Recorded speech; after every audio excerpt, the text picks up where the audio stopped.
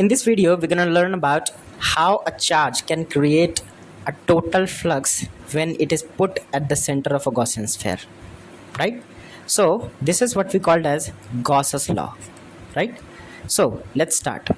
Now we know that how flux is created through a certain area. So let's say here we have an area which is actually a circular area, right? And through that area, let's say an electric field of intensity E is passing, and the angle between this electric field and the area vector is basically 0 degree or whatever the theta degree. If you rotate the angle, if you rotate this area, let's say through a certain angle, we have learned in the electric flux, so the angle would be like this. The area vector would be in this direction and the angle would be theta. So whatever the area would be, the flux can be calculated as the dot product of electric field and area vector, and we can also write it as EA cos theta, where the theta is the angle between E and A, right? Now since we know how a flux can be calculated through a certain area when it is being exposed in the intensity of electric field E, so now we can also calculate the flux through the Gaussian sphere, right? So what if we put a charge, let's say here we have a Q charge, right? So this is Q charge is actually situated at the center of a Gaussian sphere. Now what is the Gaussian sphere? This is actually what we call as the Gaussian sphere, right? It is actually the sphere which has the surface area, and at the center there is a positive charge. The positive unit charge is placed between inside the center, right, at the center.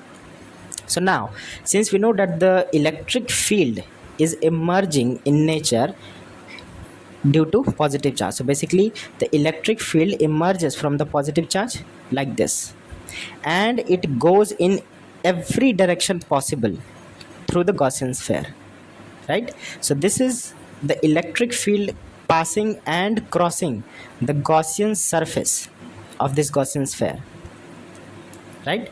So this is the electric field, right?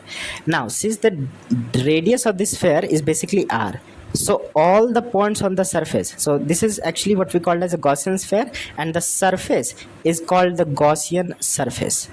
It's Gaussian surface, right? This is what we call as the Gaussian surface. Now through that Gaussian surface, electric field of intensity E vector is passing perpendicularly through this Gaussian sphere. Whatever you take the points, the intensity of electric field would be normal to this area.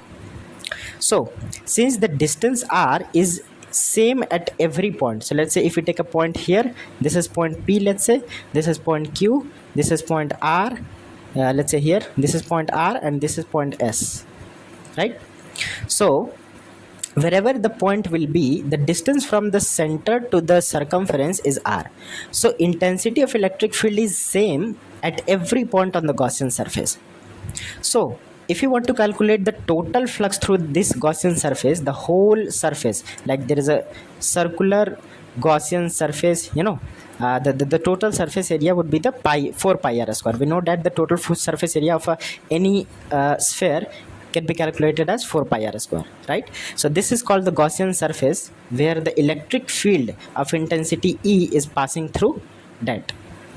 So we now have to calculate the electric flux, the total electric flux.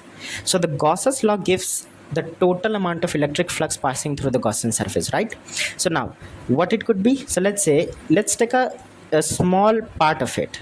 So let's say here we have a certain small, right, let's say certain small area. This is a part of, actually this is a part of, I can make it more clear, so this and this, right? So this is actually a part of the Gaussian sphere, right?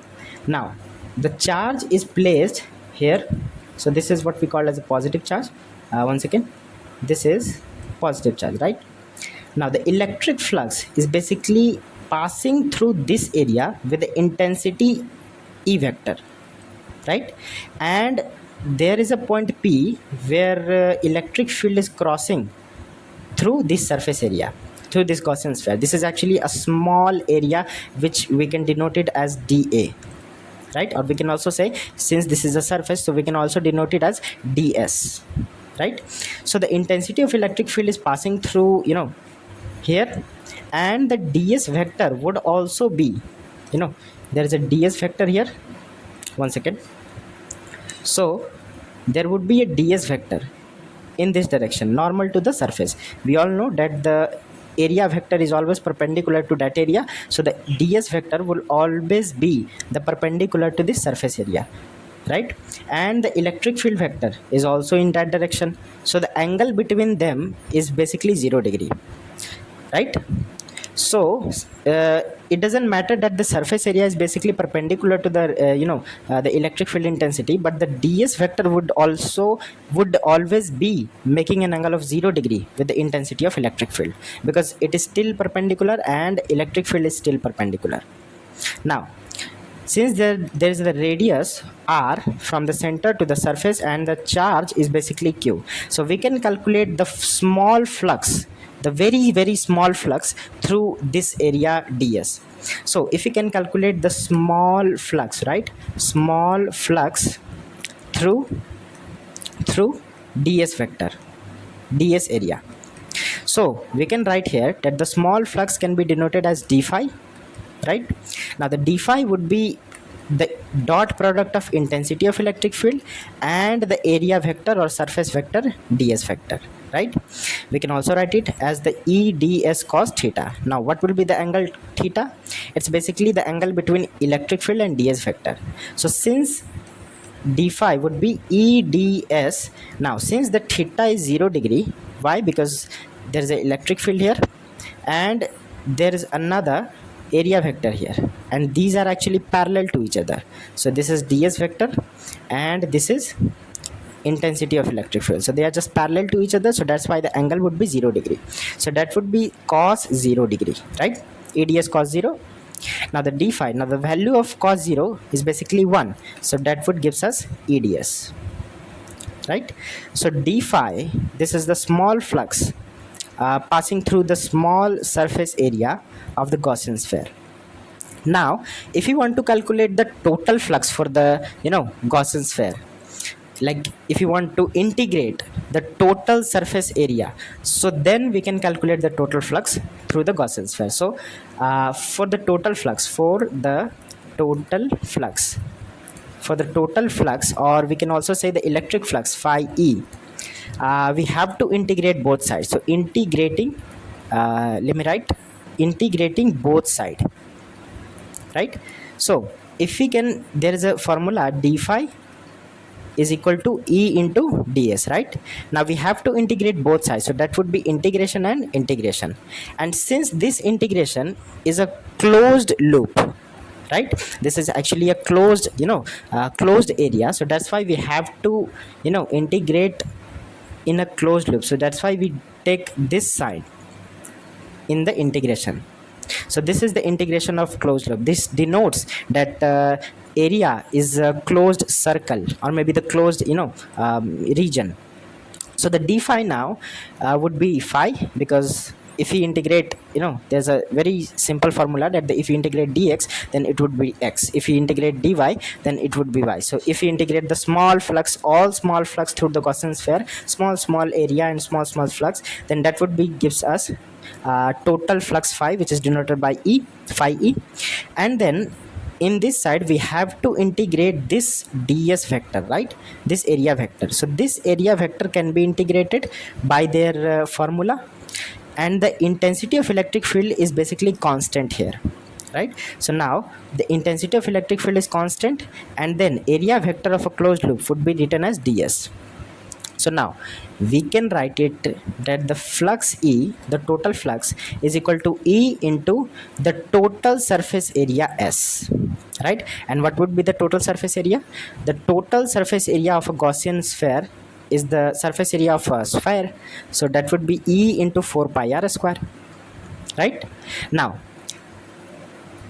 from now we can write the formula for the intensity of electric field. So let's say here we have intensity of electric field, we need this intensity of electric field, right? this one. So now if we can see through this small area ds, we can see that the charge is placed here and the intensity of electric field passing through the surface is basically r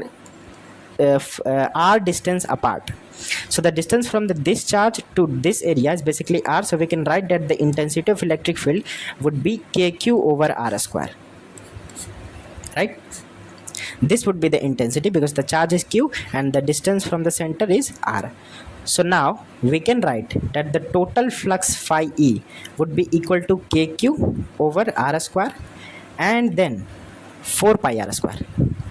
Now what is the value of k here? So basically the value of k is equal to, it is the Coulomb's constant, so we can write it that the flux E is equal to 1 over 4 pi epsilon naught, and this is q over r square and this is 4 pi r square. So now we can cancel out the term 4 pi and 4 pi and then r square over r square, then the remaining terms would be the total flux through the Gaussian sphere q over epsilon naught, right? So this is our formula for the Gauss's law, right? Now what Gauss's law actually said, now I can write it here that the Gauss's law said that the total amount of electric flux, right? So Gauss's law basically gives our flux, the flux, or we can say the electric flux, and in the later videos we will see about the magnetic flux as well. So the Gauss's law always said that here that the total amount of electric flux E, phi E, is basically equal to the charge times epsilon naught. Now what is epsilon naught here? It is the permittivity of free space, right? Now we are assuming that this charge is placed in a vacuum, right? And this permeability is the permeability of a vacuum. This is also called the absolute permittivity, permittivity, right? So by this formula we can write here that this is very important for the calculating flux through the Gaussian sphere, right? Now let me write the value for the epsilon naught. Now, this is the permittivity actually, or we can also say that the permittivity of free space,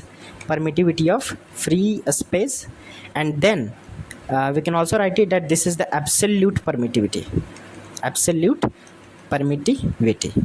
right? This is very important for the Gauss's law. Now it has a certain value. You should remember that it is equal to the 8.85 into 10 to the power minus 12 farad per meter, right? This is very also important. So this is the value of epsilon naught. Now you can tackle questions on the concepts of Gauss's law, that it is basically equal to the charge times epsilon naught, and it is very simple to calculate and very simple to derive.